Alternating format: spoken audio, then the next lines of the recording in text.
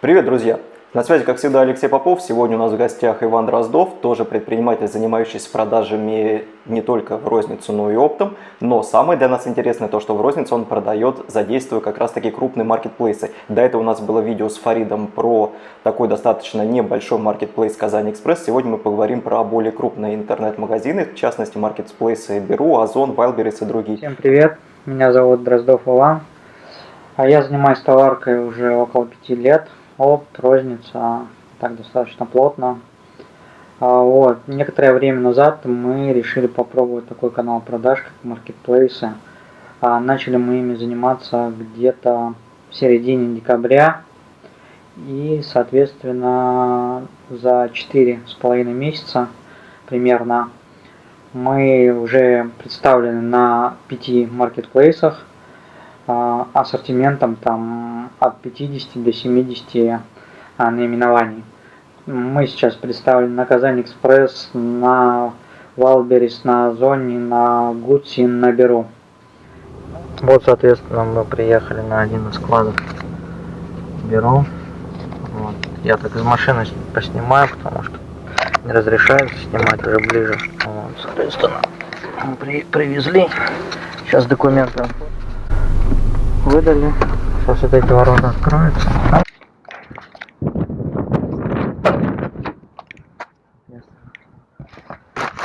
Поставки.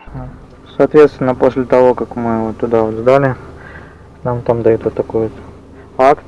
И с ним нужно идти опять вот туда, где оформляются документы. И уже получать наш акт подписанный, то что товар принят. Вот. И на этом будет отгрузка завершена. Там, в течение нескольких часов уже в личном кабинете появится то, что товары приняты. Вот. Либо сколько-то не хватает, допустим, или какие-то повреждены. Но обычно, если хорошо все проверять, то все обычно нормально. И появляются быстро. И, соответственно, тут же они появляются на витрине. Сейчас мы приезжаем на один из складов Вайлберрис. Заехали. Плюсы и минусы именно на основе нашего опыта.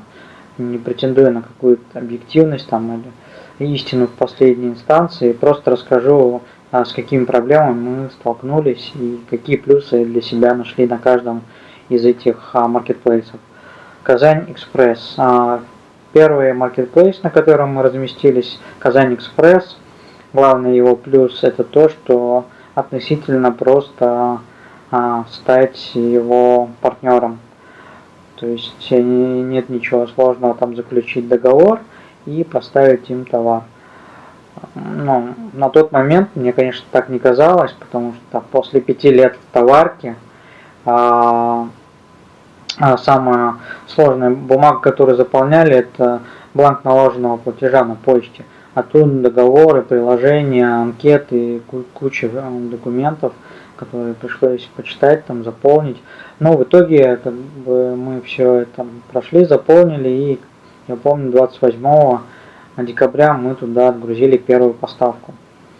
Все. Еще из плюсов у них это легко вводить товары, легкая модерация.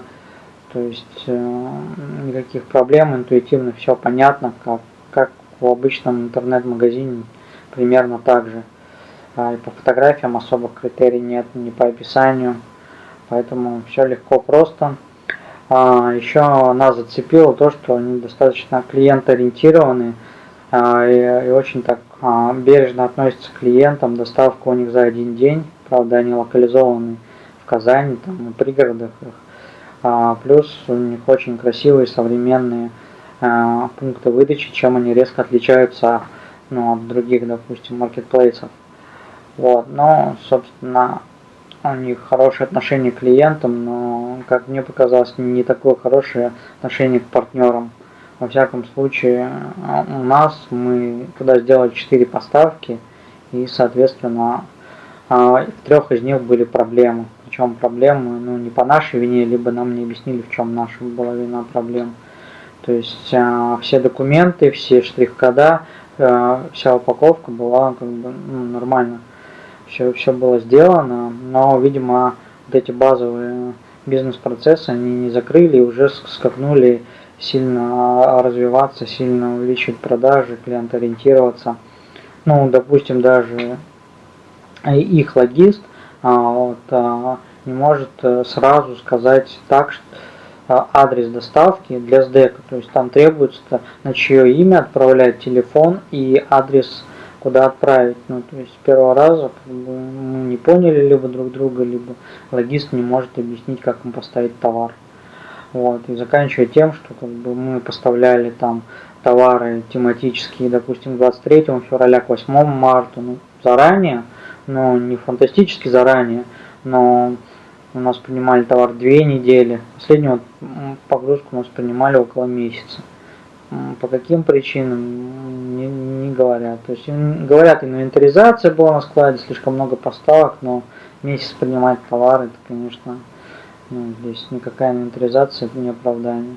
Ну, еще один минус – это небольшие продажи. Но вот у нас, во всяком случае, на Казань Экспрессе продажи небольшие.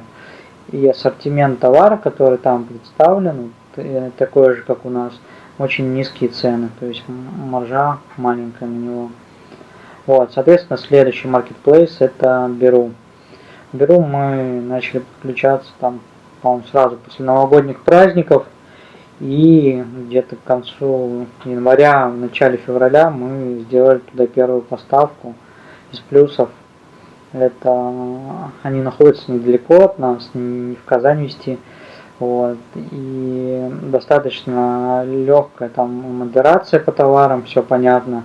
И, допустим, у нас вот 90% всего ассортимента там в течение там 20-30 минут товар уводится, проходит модерацию, все, готов к поставке. Там процентов 8-9 товаров подвисают на проверку, на какую-то там, в течение 2 недель примерно проверяются, одобряются. Ну, где-то 1-1,5% у нас товаров запрашивают дополнительные какие-то документы, еще что-то. Вот, то есть, у нас стратегия больше товаров завести и посмотреть, а не копаться в одном товаре, поэтому мы там дальше не копаем.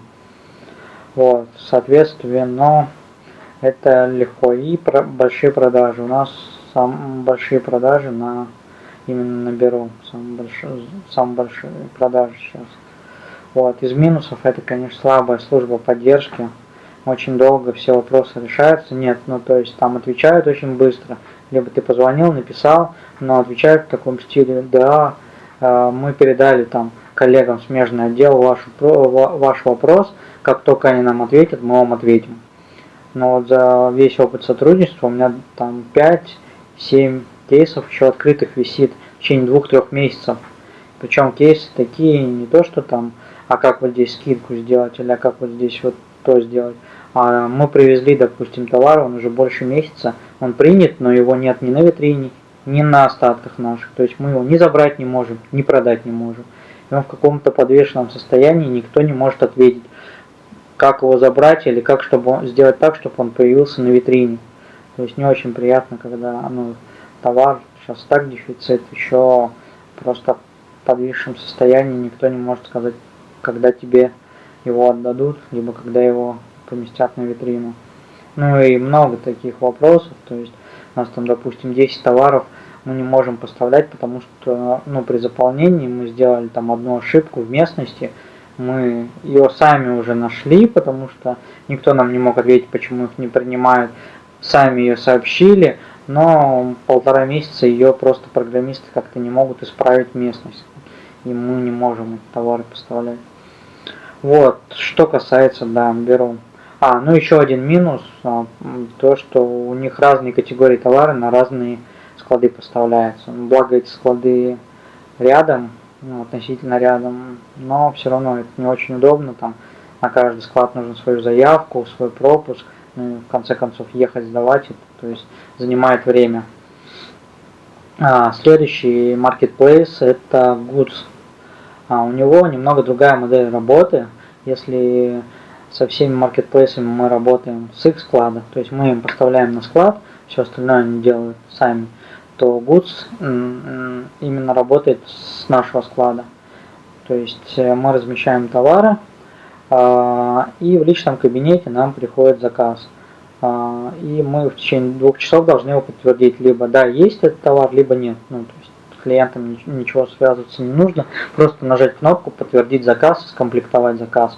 После этого приезжает там курьер на следующий день там, или как выставить, и забирает эти заказы подтвержденные уже на доставку клиентам. Вот, в этом, конечно, есть плюс в том, что тебе не нужно организовывать поставки на склады, не нужно там записывать в очередь, там, допустим, как в Озоне. Ты, то есть, можешь, посмотрел, у тебя есть этот товар, отгрузил на следующий день, ну, то есть, все легко. Теперь из минусов. Какие минусы в Гудсе? Минусы у них это достаточно сложный ввод товара, то есть там нужно изначально сформировать какой-то XML файл, ну, то есть такое с каталогом. Мы там прибегали к услуге программиста, чтобы он изначально его сформировал, вот, потом его туда загрузили и уже потом его корректировать. Сами научились добавлять туда товары, но это тоже не очень удобно. Вот. И плюс там такая система, если вводишь товар и такого товара нет на Goods, тебе еще раз нужно его добавлять через интерфейс, либо подгружать через Excel, и он еще будет проходить модерацию. Причем там есть один пункт EAC код, который нужно заполнять, искать EAC такого товара и заполнять, чтобы, ну, собственно, все благополучно сложилось. Ну и модерация не такая быстрая, там в среднем 3-4 дня для каждого товара длится эта модерация. Поэтому вот такие минусы. Следующий marketplace у нас это Озон. Из плюсов Озона это проще всего туда вводить товар. То есть там достаточно, если такой товар есть на Озоне, ты просто его находишь и говоришь добавить, ставишь свою цену. Все, даже фотографии можно не загружать, ни описание, ничего, чужие просто оттуда с Озона уже берешь и все. Ну и даже если ты сам его вводишь через интерфейс, ну все достаточно просто и легко, вот, и удобно. Модерация, ну, тоже достаточно быстро, это легко. Вот. Плюс еще, ну, на складе тоже достаточно быстро принимают и понятно, то есть по документам, там какие документы не так сильно заморочено. Вот. Из минусов это, конечно, очередь поставки. То есть там огромные очереди, нужно заявку эту заранее делать. А так как мы только начинаем, мы там делали туда несколько поставок, мы их делали небольшие, ну попробовать товар там много не загрузишь, вдруг не пойдет, он либо забирать нужно будет, либо платить, там, если он долго не продается. И вот, допустим, мы поставили товар там 20-30 единиц, он у нас продался там за неделю, дней за 10. Мы делаем следующую поставку, у нас свободные даты только через месяц примерно. И вот у нас, допустим, 3-4 недели товара там нет, не продается, потому что нет свободных окон поставок. Вот. Ну и также там нужно на разные категории товаров при нашей стратегии, на разные склады поставлять. Это тоже не очень удобно. Вот как-то так. Ну и соответственно еще остался Wildberries. Из плюсов это то, что там очень все автоматизировано, в принципе, да, и очень сильная поддержка. Ты когда заполняешь там поставку или еще что-то делаешь, в личном кабинете там фотографии загружаешь, там сертификат, еще что-то, ты туда, если дозвонился, ты получишь ответ на свой вопрос. Но во всяком случае, сколько раз мы звонили, столько раз наш вопрос закрывали. Вы делаете вот это неправильно, сделайте так-то, так-то, так-то. То есть, ну, сразу вопрос решается. Ну и объемы, я думаю, там хорошие. Мы то, что сейчас поставляем, быстро продается. Но мы сейчас туда много не поставляем. Ну, вообще, мы только начинаем туда поставлять, потому что здесь есть большой у них минус. Мы заключили с ними договор 21 января, ну, в 20-х числах января, и вот только в середине апреля начали потихоньку маленькими объемами поставлять, потому что там у них очень большие штрафы за различные нарушения, начиная от того, что там не предоставить сертификат по запросу, чей-то чужой бренд, кто-то на тебя пожаловался, там до 100 тысяч штрафов, поэтому мы очень аккуратно сейчас смотрим, пробуем работать с ними. Вот, поэтому такие минусы. Вот, ну вот вкратце я рассказал об этом. Ну, еще про Wildberries, что можно сказать, там очень сложная вот эта система, чтобы научиться все это заполнять, УПД, предоставлять штрих-кода поставки, личный кабинет очень объемный, сложный, но если научишься, потом это будет очень удобно. То есть там минимизирована даже вот эта бумажная работа. То есть мы поставку делаем, все в личном кабинете, потом машина только приезжает туда, там автоматически открывается шлагбаум, автоматически прописывается, в какие ворота встать. Ты ставишь эту коробку там или несколько коробок, ее открывают, смотрит кладовщик, говорит окей, либо не окей, там что-то не проходит по габаритам. Вот, все. Ну вот такой вот опыт, если будет полезен вам, это так, конечно, можно рассказывать там не 1 час, и не 2, и не 3, потому что 5 маркетплейсов, на каждом куча своих нюансов. Я постарался просто кратко рассказать об основных каких-то нюансах, с которыми мы столкнулись. Соответственно, давайте я покажу, как проходит у нас процесс отгрузки. Вот мы собираем сейчас заказ на один из маркетплейсов. Вот, соответственно, тут документы, акты нужно. Вот так вот немножко по-колхозному еще штрих-коды распечатаем. В принципе, специальный принтер нужно покупать для них, но если нет, там можно вначале вот так их вырезать и, соответственно, клеить. Вот, собственно, товары лежат. Сейчас мы это все заклеим, упакуем, и я покажу, что получилось. Кстати, вот на другой маркетплейс, на Goods, вот уже упакованы, и скоро приедет курьер за ними. Вот, а на Беру мы сейчас будем готовить товар. Вот, соответственно, все приготовлено. Поставка, документы все распечатаны, заполнены. Коробки все проштрих-кодированы. Вот, коробочки тут должны быть обычные, без всякого там цветного скотча, без всяких мешков вот таких вот, как с Китая приходят. Вот, ну и, соответственно, все проштрих-кодированы, все отмечены. Вот, соответственно, еще в чем минус, допустим, вот беру, вот видите, у меня несколько коробок, еще маленькая такая штука, потому что там разные категории товаров нужно отгружать на разные склады.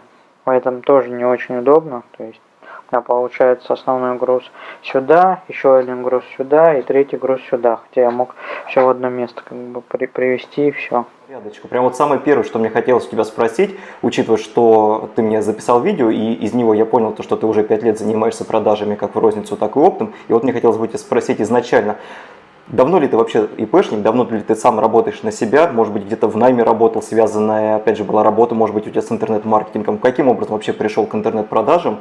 Ну, если начинать по порядку, то я работал на обычной работе наемной, которая никак не связана с интернет-продажами. Это было 2013 год. Даже раньше я начал интересоваться заработком в интернет, 2012, наверное.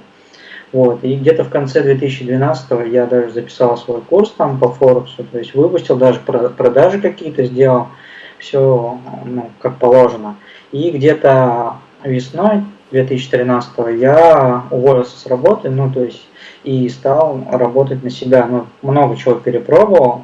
Вот. Где-то летом, наверное, 2013, ближе к осени, вот, я там продавал на купонных сайтах, и вот постепенно товарка начиналась, там часы спидометры, может быть, что-то стало. И вот начал продавать в товарке. Вот, и уже ИП зарегистрировал в начале 2014 года. Там были потом СПА сети, потом опт подключился и так далее. А ты оптом через сколько начал заниматься? Просто, например, я вот тоже застал те времена, когда были вот эти РН-самураи, спидометры, собственно говоря, про что ты сейчас сказал, всякие там бинарные часы и так далее, там подобное. В то время это прям совсем так трендово было, очень легко было продавать, там проблем-то особо больших не было. Тем более, как сейчас, с модерацией никто мозги не выносил. И вот я, например, сам тоже начал с коллегами, с которыми постоянно общался, им же еще продавать товар оптом, потому что до Москвы сам еду за товаром, думаю, ну надо там дорогу окупить, надо опять же тесты новых офферов окупить. Откуда взять деньги? Не хочется вынимать из товарки. Я, соответственно, эти деньги стал зарабатывать за счет опта. А у тебя каким образом? Учился, в принципе, так же, когда я учился рознице, и сам в розницу продавал, там, допустим, у Дунаева, еще у кого-то. Ну и, соответственно, у меня тут под рукой весь опт. И ребятам там с других городов тоже помогал как бы выкупать, отправлять. Вот. И то есть так опыт у меня и зародился. То есть параллельно и благодаря запросам. То есть я в принципе даже о нем не думал, именно в розницу изначально как бы продавал, а потом поступали больше и больше запросов. Нужно этот товар, этот. Ну, собственно, я знаю, где его взять, где закупить. И... Ты в Москве сам живешь? Да, ну в Подмосковье. Ну, в принципе, да, вообще тогда не проблематично насчет товара. Ну да, то есть, соответственно, все рынки здесь, все поставщики, соответственно, тоже здесь. Потом уже подключил и из Китая начал привозить какие-то товары. Вот. Сейчас, как до сих пор помню, 2 года назад я один из первых вот привез вот эти градусники, которые вот сейчас они стоят в 10 или в 15 раз дороже, чем я их привозил тогда, ну, в связи с этой ситуацией сейчас. В прошлом году 3 месяца жил в Китае. Так, а каким образом пришел к маркетплейсам? Я же понимаю, что в розницу у тебя через одностраничник, как у всех, или может быть интернет-магазин? Через одностраничники и через Авито, ну, то есть и через СПА одно время было, а еще в то благостное время, когда там кольца всевластия я продавал, когда ты заключаешь договор с СПА, а деньги платишь потом. Ну, то есть мне сначала приходил трафик, я заказы, я их подтверждал, отправлял, а в конце месяца они выставляли счет соответственно, за лиды. Вот. Поэтому, ну, а к маркетплейсам пришли, ну, потому что, как бы, сейчас все в товарке как-то совсем не очень, как бы, все одно и то же продают, демпинг и так далее. Ну, и что-то начали копать, и маркетплейсы, ну, вот решили попробовать. И к этому, собственно, сначала казалось сложно, но потом как-то все проще стало. Хотя я еще 2 года назад, по-моему, слышал про розетку, про что-то такое. Ну да, украинская, по-моему. Да, вот присматривался, но, по-моему, у нас таких еще не было. Там Озон не пускал поставщиков, еще что-то. А вот в какой-то момент и на глаза начали попадаться, то есть маркетплейсы, продажи через маркетплейсы. Ну, я единственный, кого вижу с рекламой по маркетплейсам, это Олег Карнаух, поэтому тут можно прямым текстом говорить о любом человеке. Как бы я когда начал копать, я сразу купил несколько курсов по этой теме, ну, ладно, не буду. Ну давай все равно скажи. Ты проходил курс Олега Карнауха? Вот меня постоянно спрашивают, что я учусь у Олега Карнауха, он там обучает на PlaceMart. Вот ты мне скажи, стоящий курс или херня? Потому что я не прохожу никакие курсы, я не знаю, что отвечать. Если как бы совсем опыта нету, то посмотреть можно. Ну, это опять общая вода такая, там маркетинговая, как должен выглядеть товар, там на фото, какое описание должно быть. Ну там, просто как бы там, вот так, и все. Ну там столько, как бы надо голову сломать, чтобы все это правильно сделать. А он просто рассказал и все. Ну, то есть там очень мало практики.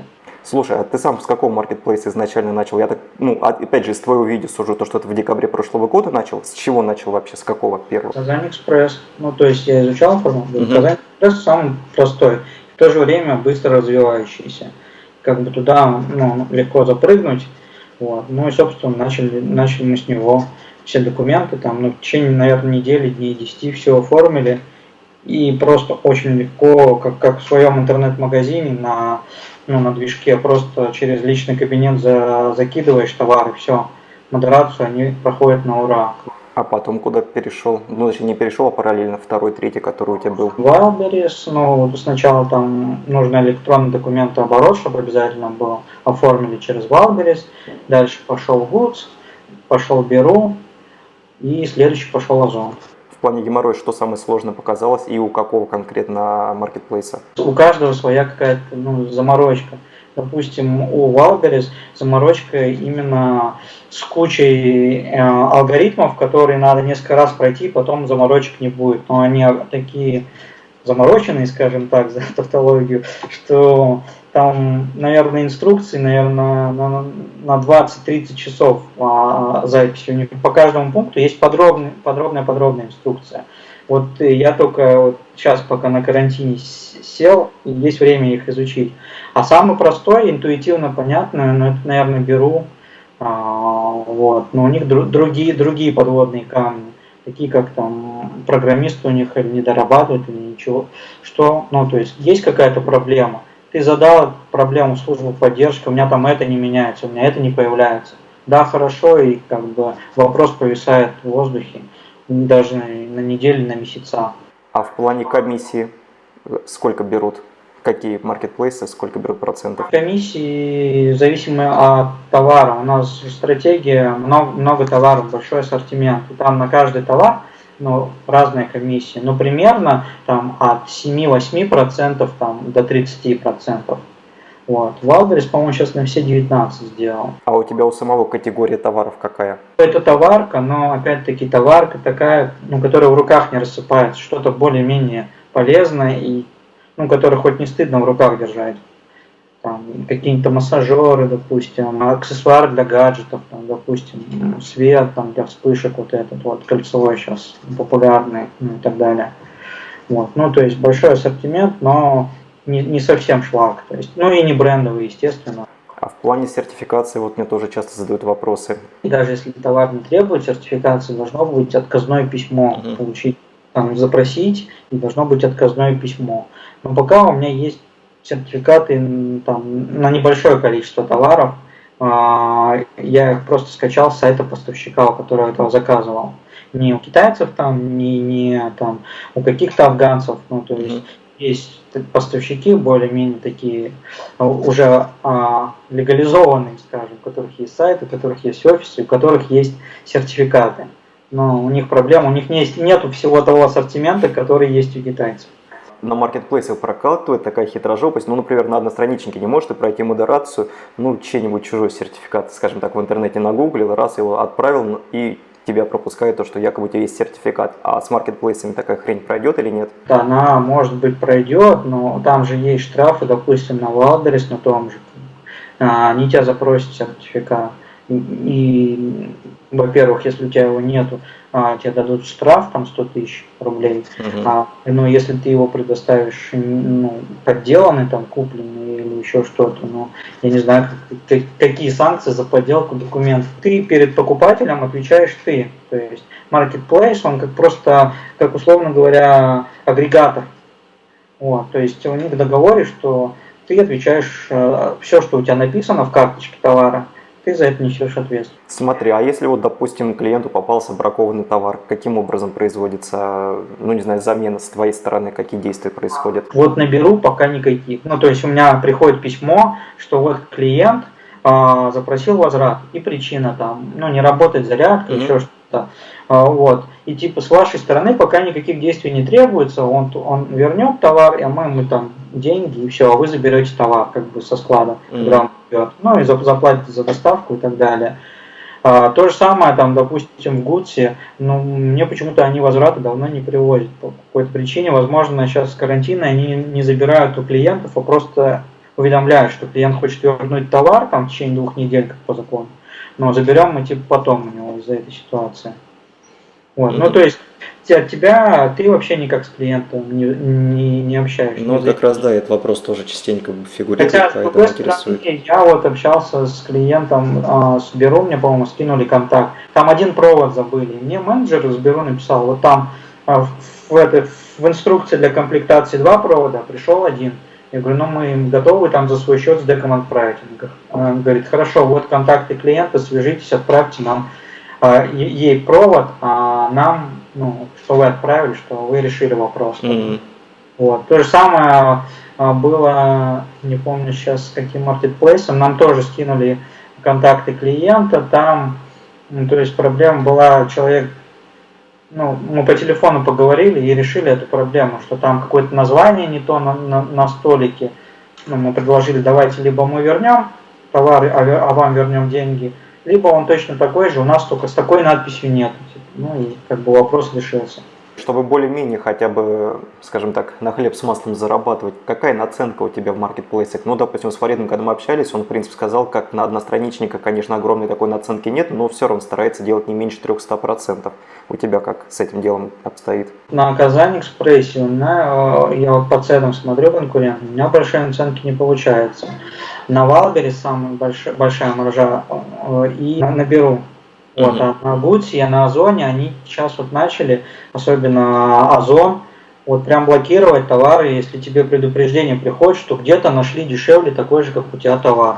Вот, ты либо измени эту цену до рекомендуемой, либо мы твой товар выключим из показов. То есть вот такая вот фишка у них стала. Ну, опять-таки у нас стратегия, там большое количество товаров, и на каждый товар разная маржа. Я просто в среднем скажу где-то 500-600 рублей с товара. Это наценка или чистыми? Чистыми уже за минусом вычетов комиссий. Вот, я круглую считаю, но сам понимаешь, есть товар, там, мы продаем за 250 рублей, и есть товар за 3 900. Ну, то есть на одном там 100 рублей наценка, на другом 1500. Средний чек у тебя какой по клиентам? Понятное дело, что это варьирует, но в целом хотя бы средняя. У меня вот больше всего товаров средней категории от 1200 до 1500. У меня где-то 20, примерно 30 товаров вот таких. 1290, 1490. Ну, то есть как по одностраничникам я примерно прикидывал такие цифры, такие поставил. Вот смотри, тоже люди часто задают вопросы такие, то что а вдруг я захочу продавать что-то сверхдорогое. Говоришь людям, что на Алиэкспрессе средний чек составляет там 450 рублей. Если брать какие-нибудь крупные плейсмаркеты, он до 2000 крайне редко доходит. Опять же, средний чек по всей стране продажи. Но вот некоторым людям хочется продавать что-то супердорогое. Например, там плойки для волос за 40 тысяч рублей какой-нибудь там, не знаю, супер крутой фирмы. Возможно ли продавать на маркетплейсе, с твоей точки зрения, учитывая, что есть опыт, какие-то более дорогие товары, потому что, ну, понятное дело, кризис экономической ситуации говорит сама за себя, то, что все-таки дешевка гораздо лучше продается, но учитывая, что задают мне такой вопрос, адресую его тебе. Продаются ли дорогие товары? Я как вижу, что-то среднее, потому что хорошо берут дешевое. Но политика сейчас маркетплейсов такая, что они же как доставляют за свой счет. То есть выгодно, если товар стоит там 150-200 рублей, то там комиссия у них получается вообще там 30 рублей, а у них только доставка стоит там сколько. Вот. А опять-таки слишком дорогой товар, сейчас кризис, ну мало кто будет покупать. А вот что-то среднее и нужное, вот на эту ставку делать именно потом, так как более лояльно будут относиться маркетплейсы к этому, ну и у тебя будет прибыль. Вопрос, который лично меня интересует, потому что я сам часто пользуюсь плейсмаркетом Беру, ну в плане того, что как покупатель, но опять же, я заказываю там, ну там для ванны, бытовую химию, чаи, кофе, то есть, ну чисто не какие-нибудь там аксессуары, а чисто вот для себя, скажем так. И вот меня всегда интересует вопрос, то что у них доставка в принципе идет бесплатная, ну как бесплатная, для меня как клиента, там что-то до этих коронавирусов от 650 рублей, сейчас, по-моему, что-то от 900 рублей. Вот. Ну, опять же, у меня есть платная подписка, но не суть. Суть заключается в том, что я всегда думаю, ну вот даже доставляют они мне там тем же SDEC, DPD, там, не знаю, Курьер, сервис Экспресс, как-то так называется курьерка, вот позавчера была доставка. И я всегда фигею, то есть, ну, маркетплейс не уходит ли в минус с учетом того, что с тебя берет, допустим, там товар какой-то недорогой, копеечную комиссию, а ему еще там порядочные деньги нужно заплатить за доставку? Или как-то у них может быть какие-то корпоративные договора, и что у них обходится доставка там значительно дешевле, как, например, с точки зрения, если с одностраничниками сравнивать, вот мы когда работаем как физики, отправляем там по ерунде без договора одна цена, а если у нас свыше 1000 отправок в месяц, то мы как федеральный клиент с Почты России работаем уже по более низким тарифам. Вот если опять же, я не знаю, знаешь ты или нет, у маркетплейсов какие условия с точки зрения логистики? Делают ли, может быть, по какой-то льготной стоимости доставку курьерские службы? Как они вообще выживают сами маркетплейсы, как площадки, я имею в виду? Честно говоря, я об этом не очень задумывался с их стороны, чтобы им это было выгодно. Я больше смотрю, чтобы мне было выгодно и с меня больше не брали. Ну, я думаю, у них какие-то алгоритмы эти просчитаны, какая минимальная стоимость заказа, чтобы было выгодно, какой в зависимости там, от города, от их инфраструктуры. Допустим, там, в больших городах у них много пунктов самовывоза, они своими силами между этими пунктами, то есть раскидывают, у них логистика налажена. И я думаю, там просто какие-то алгоритмы сделаны, что если меньше такой-то суммы, мы будем уходить в минус. Если больше такой-то суммы заказы, то, соответственно, у них как-то это все считается, и они не будут себе в минус работать. А у меня другой больше вопрос, как раз мучает. Они дают собственные скидки на товар, то есть, а потом тебе его компенсируют. То есть, допустим, у меня товар стоит 2000 рублей, я ставлю. Клиент мне за него платит 1000 рублей, потому что он воспользовался скидками, там, маркетплейсы, там, какие-то спасибо, баллы и так далее, у них свои.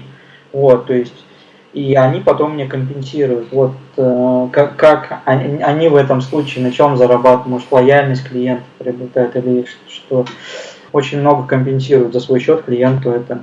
Ну вот я поэтому смотрю, знаешь, как и с точки зрения продавца, с точки зрения покупателя, с точки зрения маркетплейсов. По итогу должны все три звена быть, как скажем так, вин-вин-вин в плюсе, то есть покупатель с товаром, маркетплейс с деньгами, ты как продавец тоже должен быть с деньгами. Но вот все портит как раз-таки логистика, меня всегда вот удивляет, то есть, как бы такие даже копеечные товары отправляют и не берут ничего за доставку. Мне прям это вот поразительно, потому что, сколько лет торговал с одностраничников, прекрасно знаю, какие службы, сколько берут денег. Может, что-нибудь еще от себя скажешь? Возможно ли там, не знаю, начинающему запуститься на маркетплейсах, или все-таки, может быть, ему нужно поднабраться опыта, там, не знаю, с одностраничным бизнесом, а после уже попробовать маркетплейсы, как считаешь? Мне было проще, потому что, да, у нас есть опыт именно продаж с одностраничника, но здесь не обязательно, если там с интернет-магазина продавал, или, может, офлайн точка есть, то, запуститься там с одним товаром на одном маркетплейсе, если посидеть, покопать и обладать достаточным количеством времени, то вполне возможно, ничего особо сложного нет, если есть время и есть желание. А в среднем у тебя какое количество товаров одновременно продаются на маркетплейсах? От 50 до 70. Вот, наберу у меня примерно 70, на Озоне 50, там, на Бутсе чуть меньше, на Валберес еще меньше, на Казань Экспрессе меньше, потому что туда логистика неудобная, и они долго лежат, продаж меньше. Наименований заведенных от 50 до 70 на каждом маркетплейсе. Нормально так. Сейчас еще проблемы с товарами, то есть сейчас было с продажами не было проблем в апреле, были проблемы с товарами, именно наличием. Вот да, кстати, не спросил, китайцы сейчас на садоводе и ФТЯК Москва работают или все еще закрыто на самоизоляцию? Не закрыты. То есть, а товар тогда где берешь? Все-таки 5 лет товарки, кое-что понятно, есть. связи есть. Свои запасы, да, и где-то можно. Не только садоводом, южными воротами, Люблено. Жила товарки, и вообще товары есть. Поэтому из разных источников, но его сильно меньше, скажем так. Он стал дороже, и поэтому сейчас бы продавать, пока продажи есть, но не всегда хватает товара. Видео посмотрят там, допустим, не так много людей, но зато большее количество людей увидит в рекламу всевозможных тренеров, которые будут рассказывать, как круто продавать на маркетплейс. Вот с твоей точки зрения, только честно, стоит ли проходить какие-то вот эти вот новичковые курсы, как, что делать? Можно, собственно, 2 подхода, даже 3. Первое, это посмотреть эти курсы, заплатить деньги. Не знаю, насколько они полезны. Второй момент, это просто набрать в YouTube все, что связано с маркетплейсом, и примерно по уровню информации будет одно и то же. Короче, нет разницы, что платно, что бесплатно, одна хренственно будет. Можно за это заплатить, а можно бесплатно посмотреть на YouTube, в принципе, все, что есть по этой теме. Есть люди, которые этим занимаются, либо за процент, но, скорее всего, за какой-то фикс. То есть ты приходишь и говоришь, вот товар, я хочу продавать на таком-то маркетплейсе. Они говорят, хорошо, вот там заноси столько денег, давай работать. Да, кстати, я в Инстаграм видел рекламу, причем относительно недавно. Там было написано как раз выведем ваш товар на что-то там чуть ли не любой маркетплейс. Вот именно то, про что ты сейчас говоришь. Именно не тренинги слушать, а вот именно то есть за плату тебе, скажем так, оказывают данную услугу. Вот на Ютубе, да, есть ребята, я смотрел, правда, давно, месяца 3 назад, когда вот они прям, у них есть каналы, они прям сильно работают с Валберес, прям туда выводят, просто уровень информации по сравнению там с инфокурсами и то, что они говорят в бесплатных даже видео, прям там, совершенно другое, и понимаешь, что если у тебя есть большие объемы, у тебя есть там товар, и тебе не хочется заморачиваться самому, ты пойди к ним, и они там все это сделают, все выведут и автоматизируют. Условно говоря, можно это все вывести, посадить одного менеджера, который будет заниматься там всем ассортиментом, всеми поставками и все эти УПД и прочее создавать. И все, ты только товар поставляй.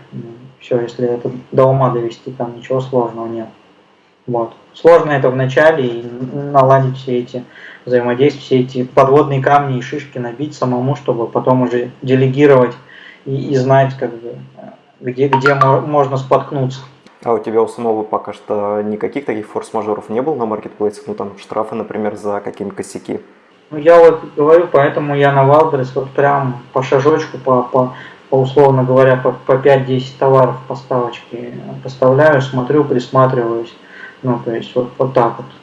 А на других пока, слава богу, не было. На Гудсе есть такая система там рейтинга. Если ты отменяешь заказы, вот, и много отменяешь, у тебя этот рейтинг падает. Так вот, в начале апреля у меня просто рухнул там на 40 до 40%, ну, из 100. Потому что там поперли вот эти вот фитнес-резинки.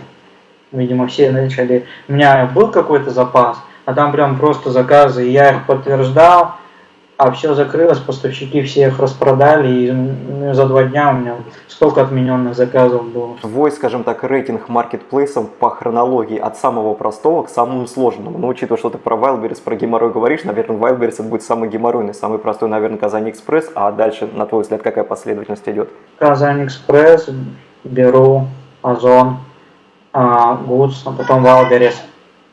Ну, Гудс и Wildberries, они как бы по геморройности в принципе одинаковые. Нет, наверное, Wildberries посложнее, там с договором там надо много договоров, а с Гудсом там попроще, там даже электронный документооборот не нужен.